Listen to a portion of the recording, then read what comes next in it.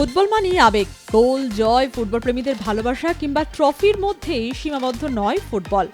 সাম্প্রতিক বছরগুলোতে বিশ্বের বিভিন্ন স্টেডিয়ামে বারবার বর্ণবাদী আচরণের শিকার হয়েছেন অনেক ফুটবলার।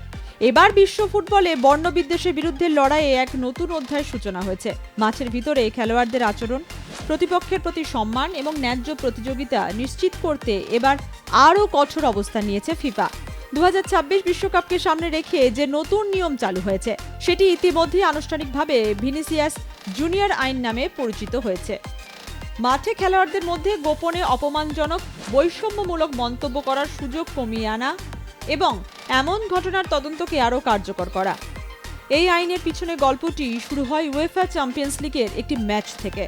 রিয়াল মাদ্রিদ ও বেনফিকার মধ্যেকার প্লে অফ ম্যাচে অভিযোগ ওঠে বেনফিকার তরুণ ফুটবলার জিয়ানলুকা প্রেস্টিয়ানি ভিনিসিয়াস জুনিয়রের উদ্দেশ্যে বর্ণবাদী মন্তব্য করেন। ঘটনাটি বিতর্কিত হয়ে ওঠে কারণ কথা বলার সময় প্রেস্টিয়ানি নিজের মুখ হাত দিয়ে ঢেকে রেখেছিলেন, ফলে মাঠের অডিওতে কিছু শোনা যায়নি। ক্যামেরায় ঠোঁট পড়েও কিছু বোঝা সম্ভব হয়নি। প্রেস্টিয়ানি ও তার ক্লাব অভিযোগ অস্বীকার করলেও ঘটনাটি তদন্তে যায় এবং এই বিতর্কই ফুটবলের নতুন নিয়ম তৈরির অন্যতম কারণ হয়ে দাঁড়ায়।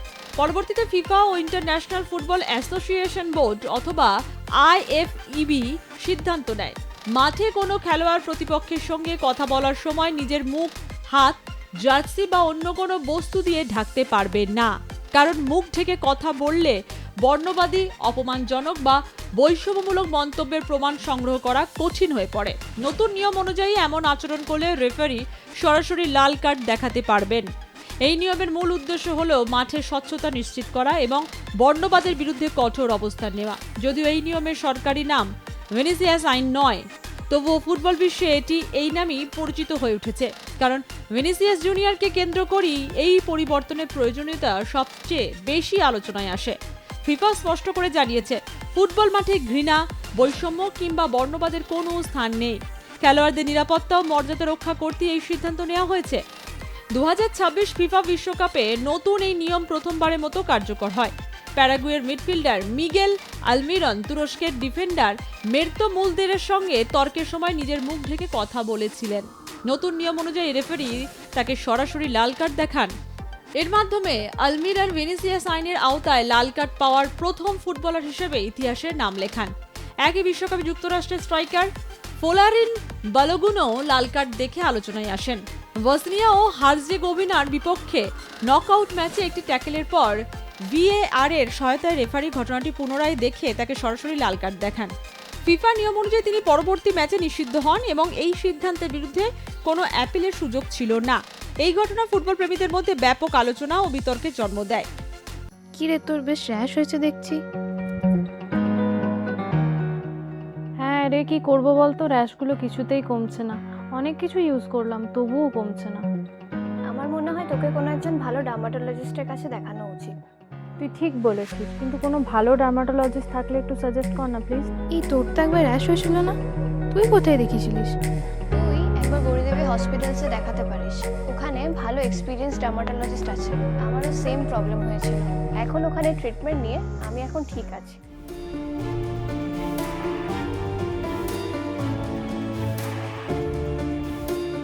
গৌরী দেবী হসপিটাল, রাজবাঁধ, দুর্গাপুর।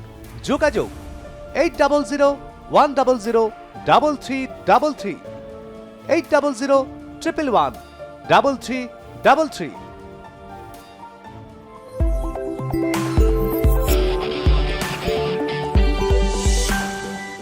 বিশ্বকাপের ইতিহাসে লাল কার্ডের গল্প কম রোমাঞ্চকর নয়। 1930 সালে পেরুর প্লাসিদো গালিন্দো ছিলেন বিশ্বকাপের ইতিহাসে প্রথম বহিষ্কৃত ফুটবলার।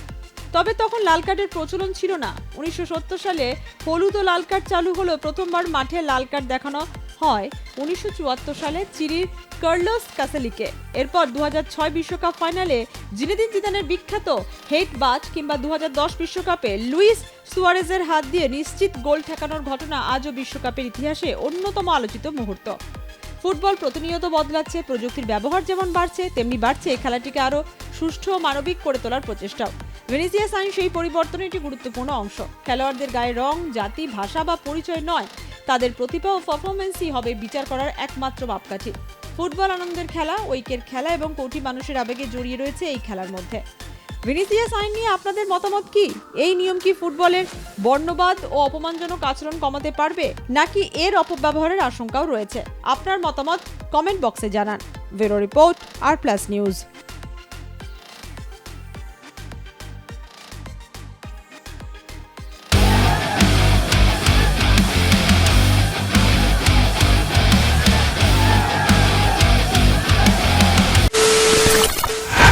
খবরের নামে প্রতিদিন সন্ধে আপনার ড্রয়িং রুমে কি শুধুই চিৎকার চেঁচামেচি হে আসে?